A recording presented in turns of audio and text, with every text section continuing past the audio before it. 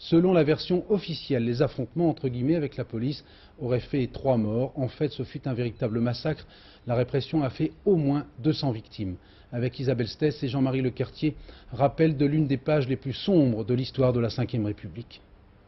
17 octobre 1961. 30 000 Algériens s'avancent dans la nuit au cœur de Paris. Pour la première fois, à l'appel du FLN, ils bravent le couvre-feu, instauré 10 jours plus tôt pour les musulmans de France par le préfet de police, Maurice Papon. La manifestation est silencieuse, pacifique. Mais le mot d'ordre de Matignon est ferme. Il faut empêcher tout rassemblement. Arrestations, insultes, coups. La répression est féroce. Alors à Charonne, je m'étais fait briser la main par le coup de mousqueton protégeant le crâne.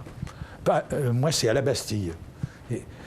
Et alors, oui, comment on en était arrivé là-bas? C'est clair, Papon, tout ça, la police, De Gaulle, j'en ai dit quelques mots, mais avait laissé quand même, avait protégé des drôles de sbires dans sa suite, dont Papon. Et dans la police de l'époque, il y avait, c'est clair, des groupes organisés de police qui étaient à l'OAS. Et ils se sont déchaînés ce soir-là.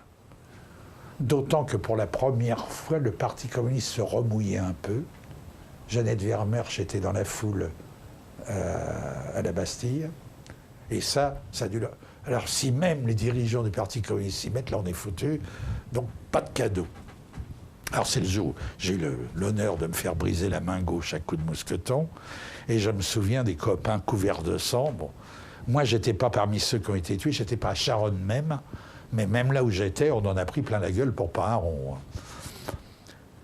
Et alors, oui, en même temps que toutes les ambiguïtés, c'est que nous manifestions criant paix en Algérie, ce qui n'est pas déshonorant, mais qui était très au-dessous, à mon avis, de ce qui était déjà devenu la situation.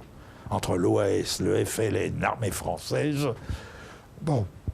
Alors on n'allait pas non plus, n'étant pas algérien, réclamer l'indépendance de l'Algérie, mais paix en Algérie, ça faisait un peu œcuménique. Hein.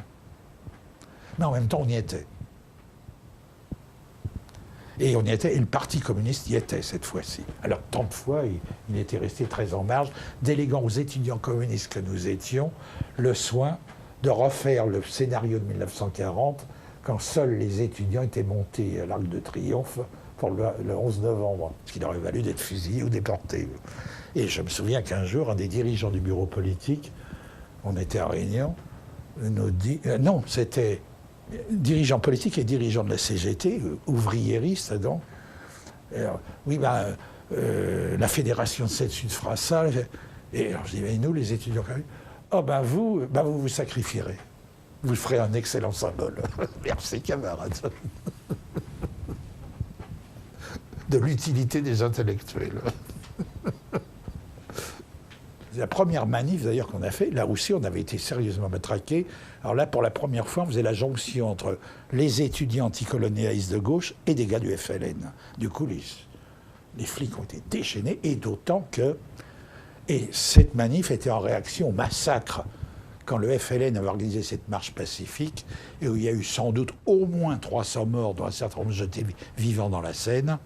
Alors je me souviens à l'époque, un étrange personnage, Kaplan, photographe, qui au lendemain de la manif nous avait apporté des photos très probantes. On voyait les types massacrés, jetés dans la Seine menottée. Et on était dans une telle ambiance de clandestinité, de méfiance, on s'est dit, c'est pas possible, ce mec est un agent provocateur qui est désenvoyé par la police. Du coup, on l'avait, non pas maltraité, mais il devait s'attendre à ce qu'on soit enthousiaste. Et on était resté, et je le regrette après coup, parce que de toute évidence, c'était un mec honnête. Bon. Et il avait été au bon moment, au bon endroit, pour Neuilly. Bon.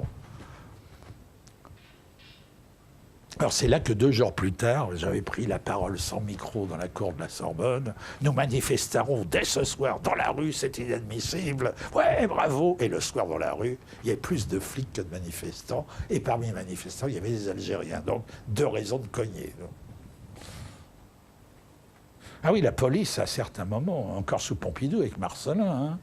Je ne sais pas où en est la police aujourd'hui, mais un jour, c'est un copain communiste de la préfecture de police qui me téléphone. Allô, essaye, ta femme et ton môme de sortir de chez vous ce soir parce que vous êtes sur la liste des mecs qui vont être plastiqués par l'OAS. Donc on avait aussi des infiltrés dans l'autre sens, heureusement. Mais...